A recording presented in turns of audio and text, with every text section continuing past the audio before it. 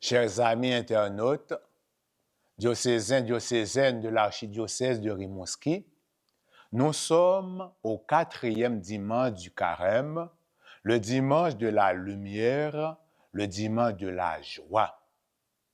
Le thème de ce dimanche est « Refléter sa lumière ». Sortant du temple, Jésus a vu sur son passage un homme aveugle de naissance. Ses disciples lui demandent « Qui a péché pour qu'il soit né ainsi? Est-ce lui ou ses parents? » Cette question s'enracine dans la mentalité de l'époque qui considérait la maladie comme la conséquence du péché.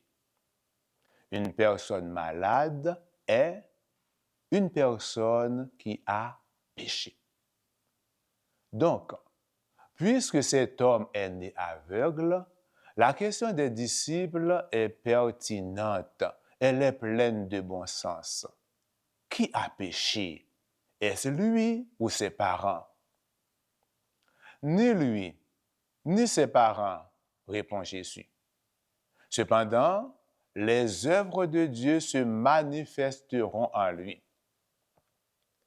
Une des œuvres de Dieu inscrite dans la mission de Jésus va se manifester dans la vie de cet homme. En effet, Jésus avait proclamé dans la synagogue de Nazareth le discours qui inaugure sa mission.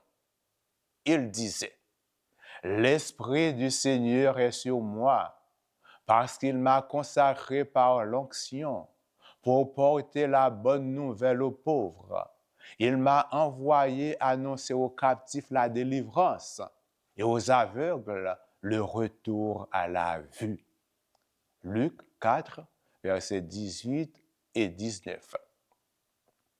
Cet homme aveugle de naissance sera un des bénéficiaires des œuvres de Dieu inscrites dans la mission de Jésus. Jésus l'envoie se laver les yeux à la piscine. Et voilà, il est guéri. Il a vu la lumière. Il a vu Jésus, la lumière du monde. L'œuvre de Dieu s'est manifestée en lui. La manifestation de cette œuvre a provoqué d'un côté l'étonnement, d'un autre côté la joie, mais aussi la colère, l'indignation. Les pharisiens sont mécontents, ils n'acceptent pas cette œuvre, tandis que l'homme guéri proclame joyeusement et fièrement sa joie de voir la lumière. Il a vu en Jésus un prophète, puis il l'a accepté comme son Seigneur. Il s'est jeté à ses pieds en proclamant « Je crois, Seigneur ». Aujourd'hui, les chrétiens chrétiennes qui croient vraiment en Dieu doivent inscrire les œuvres de Dieu dans leur engagement quotidien pour soulager la souffrance humaine sous toutes ses formes.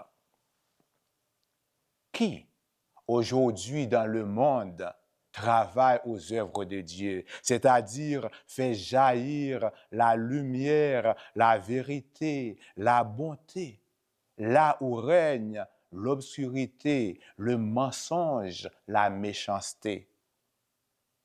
Qui aujourd'hui se met au service des œuvres de Dieu? Aujourd'hui, une partie du monde s'engage dans la cruauté de la guerre et détruit sans ménagement tout ce qui bouge et que l'écran de leur caméra présente comme un être vivant. On dirait que la guerre est devenue un jeu vidéo. Assis confortablement dans leur bureau, face à des écrans, manette à la main, des exécutants sans conscience se réjouissent du nombre de personnes anéanties, déplacées, tuées pour s'engager de leur terre, de leur richesse. Qui veut travailler aujourd'hui aux œuvres de Dieu? Qui veut s'engager pour la paix dans le monde? Jésus a besoin de vous. Il vous appelle. Aujourd'hui, le monde est au service de l'argent, de l'économie, de la croissance effrénée au détriment de la planète, sans égard au bien-être de l'humain, sans égard à sa santé physique, psychique ou spirituelle. Il est venu le temps de nous engager avec Jésus pour le bien-être de l'humanité. Il est venu le temps de nous engager avec Jésus, la lumière du monde, pour nous laisser transformer par sa beauté et sa bonté. Il est venu le temps de nous mettre au service du bien. Après un parcours parsemé d'obstacles, de questions et d'épreuves, l'aveugle-né est devenu un homme nouveau, heureux de s'émerveiller de la beauté du regard de Jésus. Je vous invite à vous laisser habiter par la joie de contempler le visage de Jésus, par la joie de l'aveugle, sa joie de voir pour la première fois la lumière. Le carême est le temps de nous laisser illuminer par le Christ, la lumière du monde. C'est le moment de lui donner la possibilité de nous ouvrir les yeux, la possibilité de chasser les ténèbres de notre vie.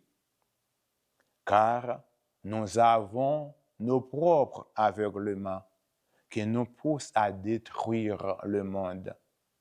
Nos aveuglements qui nous empêchent d'embrasser le monde, de voir la beauté des autres et la bonté de Dieu.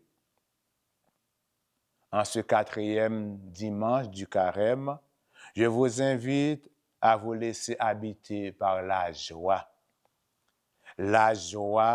de la lumière de Jésus dans votre vie, la joie de refléter cette lumière sur le monde. Bonne 4e semaine du carême. Nous vous donnons rendez-vous la semaine prochaine. Nous méditerons le thème « Espérer sans limite ».